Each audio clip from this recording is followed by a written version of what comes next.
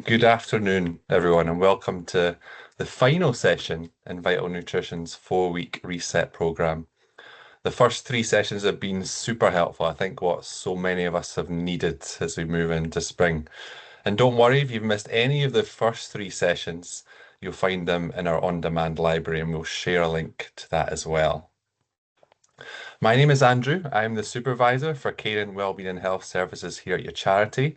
You'll notice Lisa sadly is not with us today. Is very disappointed she can't be here for the last one, so I'm jumping in. Big shoes to follow. Before I hand over to Jane, here's just a brief bit of background information about your charity, which, if you have attended any of our other sessions, you'll already be familiar with.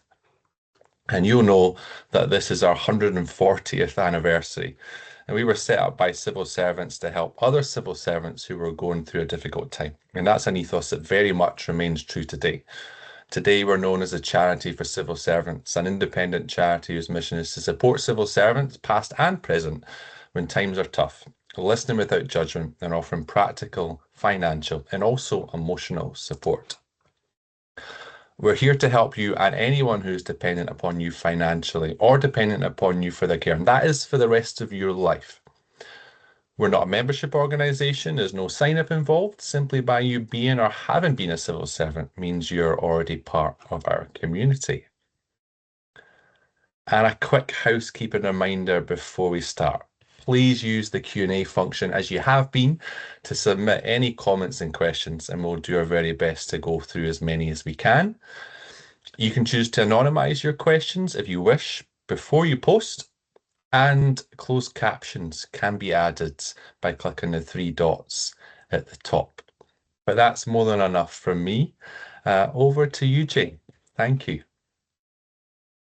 Thank you, Andrew. Hello, everyone. Can you believe we are at week 4 of our 4-week reset already? As Andrew said, it's been a really nice time of year to do this, and hopefully it has helped you spring into better habits for the new season.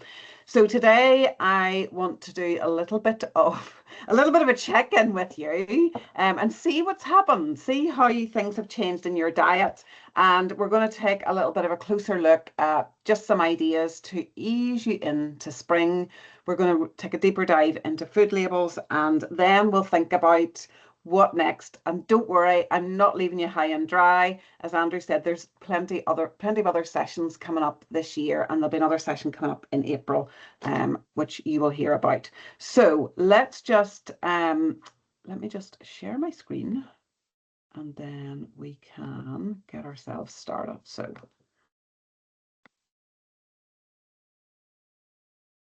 make sure I share the right screen. Hang on. This is always the worst bit, this bit at the start. Give me 1 second. You know how we do a test before? Right.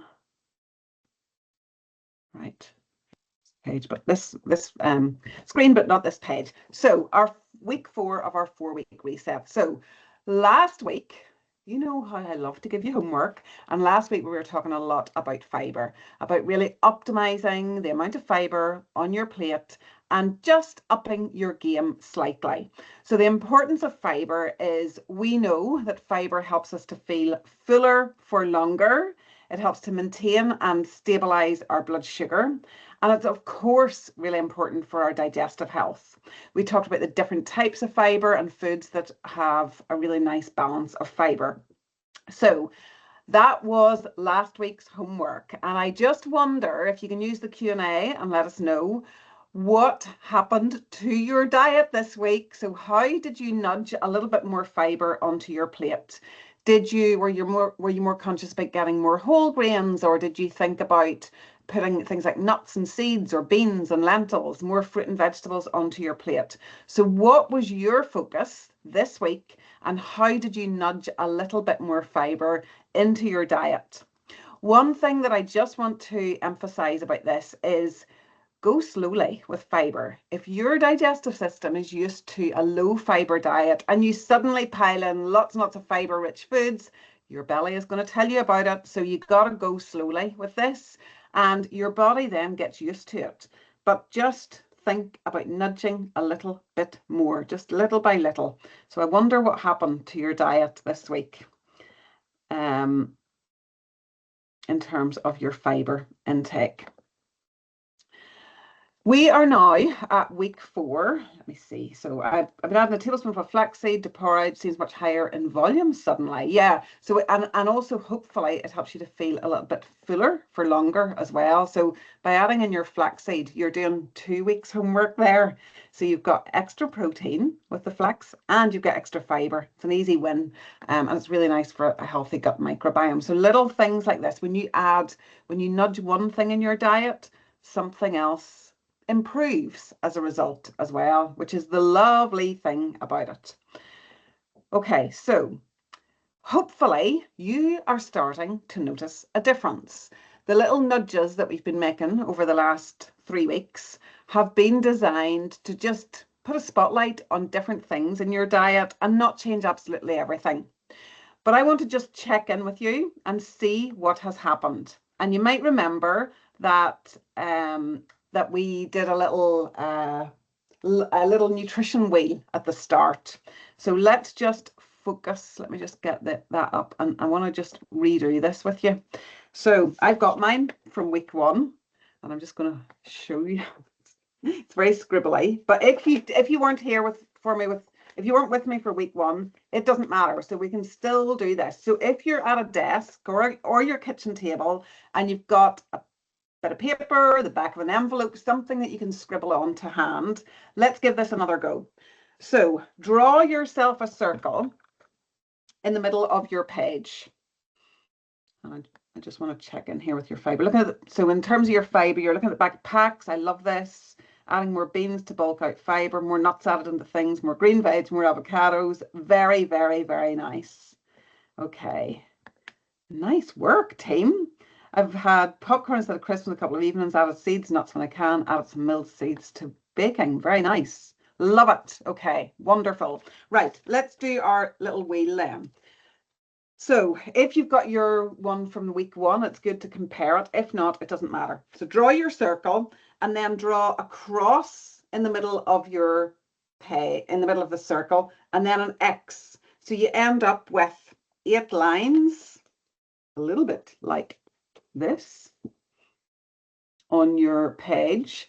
And then I'm going to just talk you through each line. So at the very top, 12 o'clock, your top line says protein.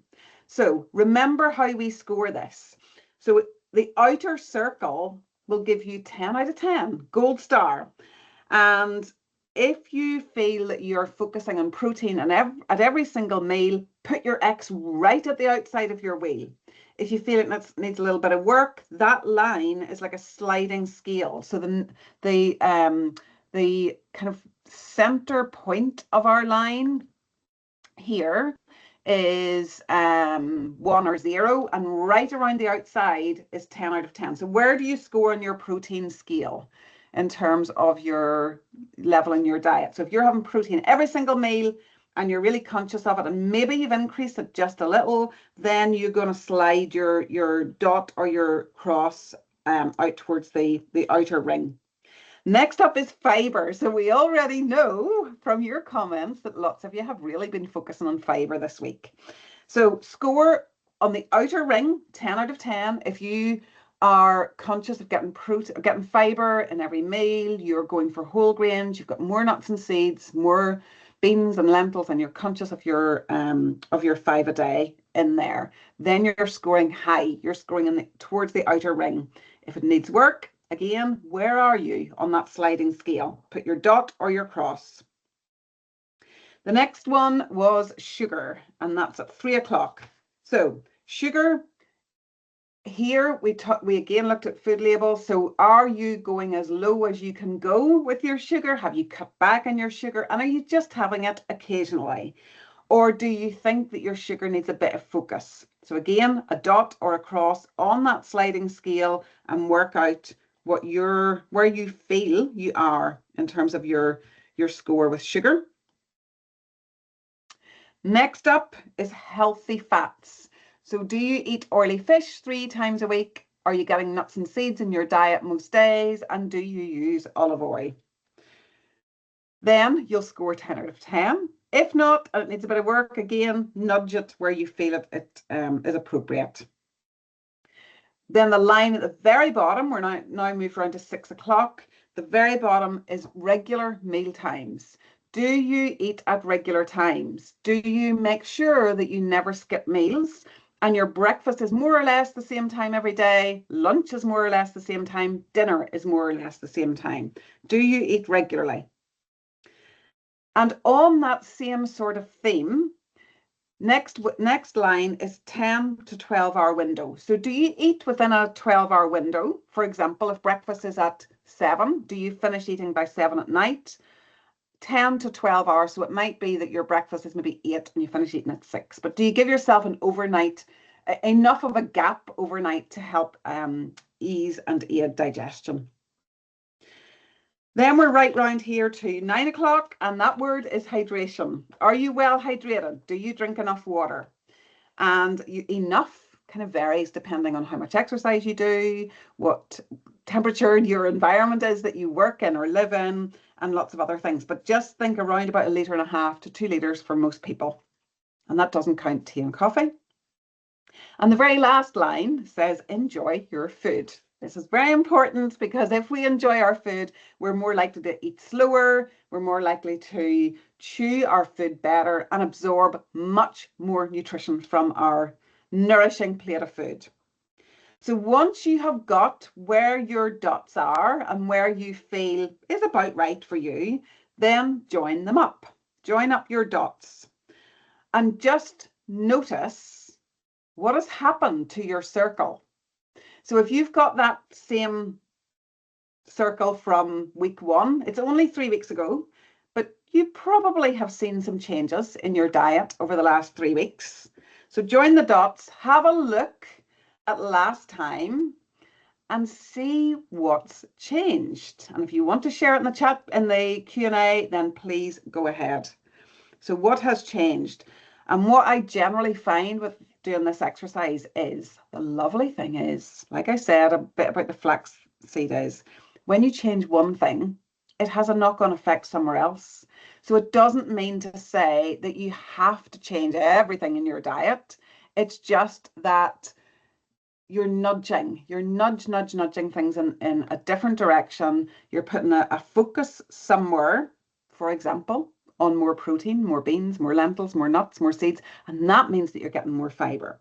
Or maybe you're reducing your sugar and you're more aware of what's in the food that you're eating, the food that you're choosing. So this is a nice little exercise to see how you are progressing. And then just consider what has made the biggest change, the biggest difference for you.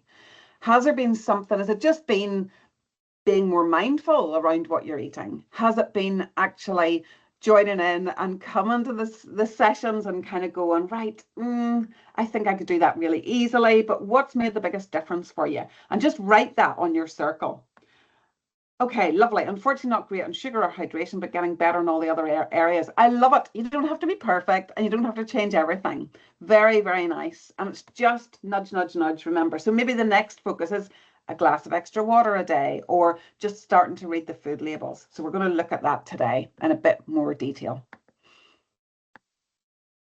So what is on the label? So last week we talked about fiber. And when you're looking at fiber on the label, 6 grams or more per 100 grams is a high fiber food. But quite a nice way of doing this actually is just picking up 2 different things, similar but different in the supermarket aisle. So let's say, for example, brown rice and white rice. Just look at the label, look at the fiber, and just notice the difference, because it's all the little add-ons, step by step by step, that make the big difference. It's not going all out and changing absolutely everything. So when we look at food labels, one of the things that I kind of train my eye to look at is the sugar content. And even if you ignore everything else and you just focus on the sugar, that is going to be, do you remember week 1 we were talking about the sugar roller coaster? That's going to make such a difference to your energy, your focus, your concentration, your mood, your cravings, and so much more. So I just want to show you Actually, we'll look at this when we look at breakfast, because I want to show you the difference in certain food labels as a little reminder. So what it says on the front of the pack is not necessarily what translates to the back of the pack. And an example of this is, let me just share this other screen. An example of this is Tesco's. Those bran flakes. So we generally think bran flakes are pretty super duper and healthy, and yes, they're high fiber, but remember that we are also looking at sugar content. So just as a little reminder, our sugar, so low sugar is 5 grams or less per 100 grams. So I always look at the amount per 100 grams. It just means that you can compare like with like. So check out the fiber. That's wonderful. It's amazing for fiber. Anything over 6 grams per 100 is high, super duper. But look at our sugar. So 14 grams of sugar per 100 grams is a little bit on the high side, I would say. So if we can go for something that's still got some fiber in it, but that is just lower in sugar. So let's go to granola. And I know that we've looked at this before, but just to emphasize it, most breakfast cereals have got some super duper buy me message on the front. And let's just go for something like this. So protein boosted, high fiber. So it's got the two of our stabilizers that we've been talking about in our 4 weeks. But let's just check out the sugar. So fiber again is pretty good, but look at, whoops, ooh, what have I done? Hang on. Look at the sugar content. It has got a whopping 17.5 grams of sugar per 100 grams. So what we want to look for are the words. So let's go shopping in Tesco's together and check out, right, which one will we have? So there's lots and lots and lots and lots and lots and lots of choice. And usually you have to scroll right down to find one that says low sugar. So I know that this one, for example, this Jordan's one says no added sugar. We've got high protein Tesco's one beside it. But if we go for one that says on the label, low sugar, see what I mean? Low sugar, naturally. That is what you are looking for on the front. And on the back of the box, you are looking for 5 grams or less.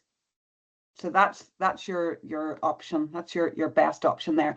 Other ideas there might be things like Weetabix, for example, is really nice for your sugar, low sugar. Right, let me go back into. All right, I've pressed the wrong button again. Go back into reset. Okay, that's what we want. So what's so just be aware. And again, if you forget that idea that it's 5 grams or less, just pick up 2 cereals, pick up 2 bags of biscuits, pick up 2, I don't know, yogurts, for example, and just notice which one has got less sugar, and that's the one that you want to go for. Right, so how did you start your morning? Did you jump out of bed feeling refreshed, revived, and ready to start your day? This is a little bit of a reminder just to carry you forward into the next few weeks, and just to really kind of get you thinking about, right, we're getting, when we started this 3 weeks ago, it was a bit, I was going to say it was a bit cold and wet outside. It's still cold and wet outside. Yesterday was lovely, but we're going to get a real change in the day. So you're going to start maybe thinking about eating a little bit lighter. So what we really want to do is optimize our mornings, especially for spring. So daylight is going to help suppress melatonin, improve your cortisol, support better energy, really support your sleep-wake cycle. So if you can get outside and eat breakfast in the coming weeks, fantastic. If you can't, and you can get out for a 10-minute walk in the morning or take your morning coffee outside if you're working from home, then do it. So the more daylight that you can get, the better it is for your energy, especially at this time of year. Movement could be stretching, could be walking, could be running, could be whatever it is. It doesn't have to be too much, but stretch and move your body first thing, and make sure that you are well hydrated. So before you put that kettle on first thing, maybe while you're waiting for the kettle to boil, get a glass of water into you. That's going to really help with your energy. Then your breakfast. Do you remember we were talking about building a better breakfast? I think that was week 1. So we talked about making sure that there's a form of protein and some fiber and at least one of your 5 a day.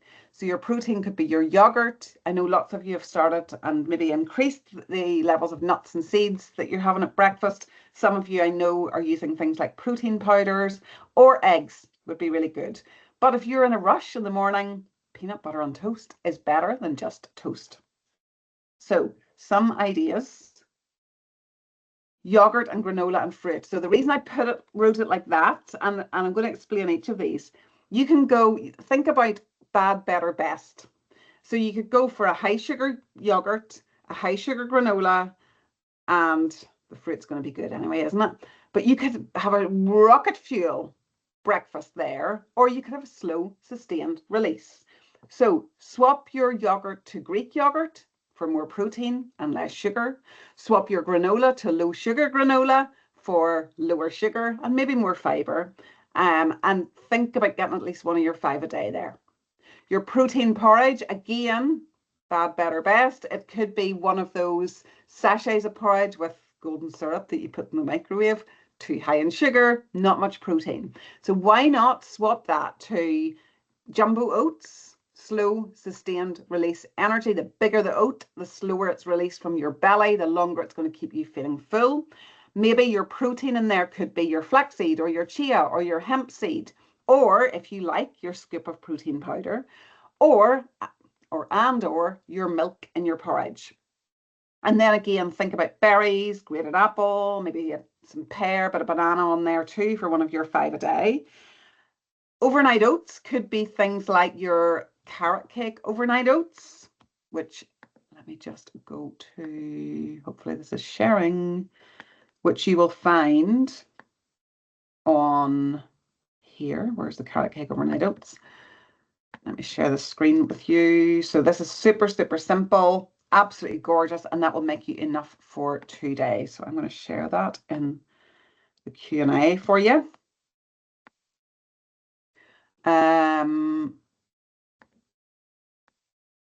So you're thinking about, you know, there's a sliding scale with all of these. Brilliant or not so brilliant. And eggs on toast. So again, with that, boiled, poached or scrambled egg, some sort of whole grain, whole meal or seeded bread, might be rye bread, might be sourdough bread. And why not try and get one of your 5 a day in there too? It could be cherry tomatoes or spinach or avocado. Might even be broccoli, who knows? But really think about ticking those 3 boxes of your protein and your fiber and at least one of your 5 a day. Then moving on to lunches. And again, we're just revising and refreshing and thinking about the springtime. So what do we want in lunch? We want it to be easy, easy, easy. Sometimes lunch can be a little bit of a rushed affair and almost a second thought. So make it easy for yourself. Use things like leftovers or make once, eat twice. So maybe your seasonal super salads or a pot of soup, for example. But the ingredients in your lunch, think protein, because that protein and the fiber is what's going to carry you right through the afternoon and help you to feel really sustained, rather than giving you that crash at 3 o'clock in the afternoon. And we've had one of our 5 a day at breakfast, so we want 2 at lunch. So ideas here: better sandwiches. It doesn't have to be a huge change. It could be, instead of maybe ham and cheese sandwiches on white bread, maybe it's tuna or chicken, which will have less salt, on whole grain or wholemeal bread, or inside a wholemeal pita pocket or a wholemeal wrap with maybe grated carrot, maybe a little bit of salad, maybe some hummus, maybe some I don't know, some scallion or spring onion. But just think about having a little bit, nudging a little bit more nutrition onto your plate. You could also go soup and a sandwich. And on days like this, when it's wet outside and a little bit grey, through March and into April, then that's going to be a really great lunch. And I think also with our soups, yes, it's brilliant if you can do homemade, but if you're buying a soup, ideally go for those carton ones, you know, that look like homemade and taste like homemade almost. But if you've got the choice between a tomato soup and a tomato and lentil soup, you know which one to go for. Go the tomato and lentil because you've got more fiber and the lentils are giving you a little bit more protein in there too. And it might be that instead of having that with, now you're going to want to chuck me out after I say this, but instead of having soup with lots of bread, you can either go, so remember we're going bad, better, best. So you can either go soup and white bread, tomato soup and white bread, which will rocket fuel you and crash you, or tomato and lentil soup with a whole grain bread, or what we like here in this little part of the world, a wheaten bread, for example, with something like a little bit of cheese on it. Or maybe you swap your bread out completely and you go for something like oatcakes and cheese with your soup. I know that sounds a bit different, but why not? Super seasonal salad. So we talked about making sure that you're getting things that are in season and that are giving you extra nutrition. So just consider what's in your salad. And we're not quite at cucumber, lettuce, and tomato season just yet. Midweek dinners, again, think about your ingredients. And here, that line that we're just nudging our plate. So I thought there, think about the balance on your plate. So if you're having something like spaghetti bolognese or curry, have more of the curry, more of the bolognese, less of the pasta, less of the rice. And that's especially important if you are cooking for a family and no one else wants the brown stuff. So if you can get more fiber on your plate through your vegetables in your one pot wonders. And then considering your snacks. So very often when I look at people's food diaries, our snacks, our main meals are lovely and great and really good, but sometimes it's the snacks that let us down. So can you make sure that your snacks are adding a little pop of nutrition to your day? Then also remember that you want to give your body a chance to rest and digest overnight. So ideally, stop eating about 2 to 3 hours before you go to bed and make sure that you're eating at regular intervals. We've talked about this again, and this is just a bit of a refresh, to get your mind focused over the next couple of weeks. And how do you end your day? So what's your wind down like? How do you switch off? How do you make sure that you're getting yourself into the zone for a good night's sleep? So the little things really matter.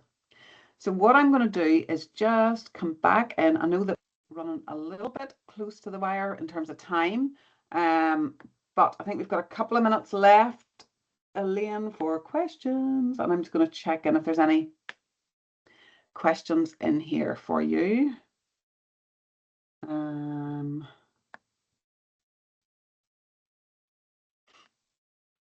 Okay, there's lots of comments about what you're eating. I think, oh, Andrew, you're my main man today. Thank you. Yeah, there's loads of comments in terms of what people have been making, like changes, which you've answered. It's so great to see so many positive changes over a short space of Brilliant. time as well. You Really did bring good. me some devastating news with the granola because that fuel protein boosted granola is one of my favorites, and I wasn't Oh, aware sorry that about that, Andrew. I wasn't aware that the sugar was what, 17 grams or Yeah, quite something. high. So It is quite high. yeah.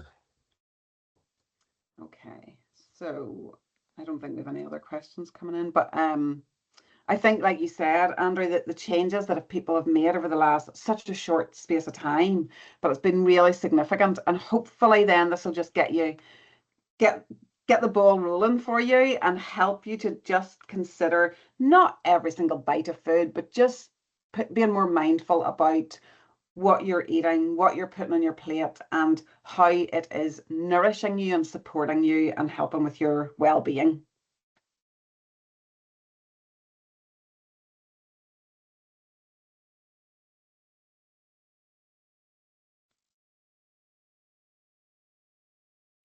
There's a couple of questions in here. So there's one, how can I get information on future courses? I'm going to throw that one over to Andrew.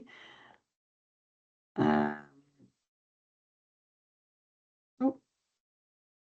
then any suggestions that are good for snacks that are easy to carry around. Things like nuts and seeds can be really good. And even things like an apple, because it's less likely to be damaged in your bag than a banana. And also you'll have there's lots of ideas for things like little energy balls that are really, really easy and handy and portable. For bars, I quite like Kind bars because they're quite unprocessed and they can be relatively low in sugar as well. Do you have any additional advice for GLP-1 users beyond the advice you've already given? Yes, lots of advice. But I think the really important thing is that because GLP-1s suppress one's appetite, it's really important that everything that you're eating is optimized nutritionally. I've got a lot of information about that, including blog posts. So I'm just going to point you in the direction of this, actually, so that you can see where it is. I think we might have lost Anne. So I'm going to point you in the direction of my blog post here, and there is some information somewhere here about GLP-1s here. There's some here. There's a couple of different blog posts. So I'm just going to share that because I think that's probably the best place to look. Okay.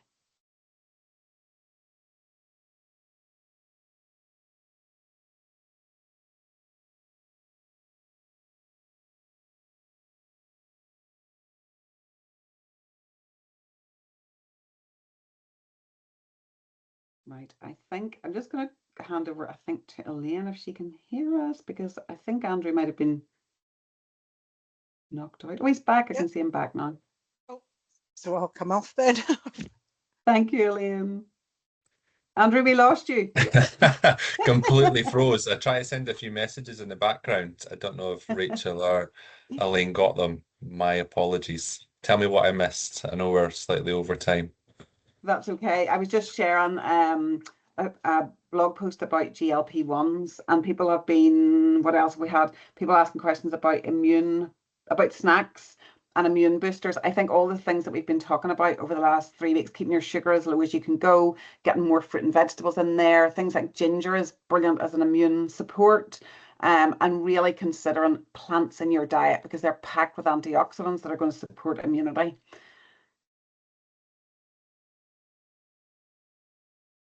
Any other questions there, Jane, that we've not had a chance to get to? I think the only other question was there, but oh no, somebody's answered. I think Elaine's answered that about the future courses.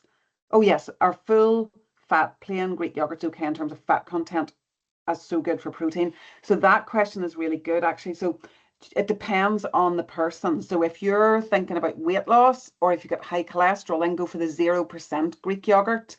If you're not thinking about either of those things, then go for the 5% Greek yogurt. But yes, Greek yogurt is really super for protein. I think we've got them all. I've hopefully got all the answers to all the questions.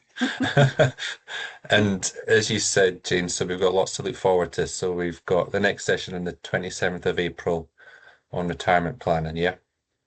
That's it, yeah. So even if you're not anywhere near retirement, there'll be lots of good, interesting things in that session. So hopefully you can join me at that session. And I think Elaine has just shared the other courses that are coming up as well.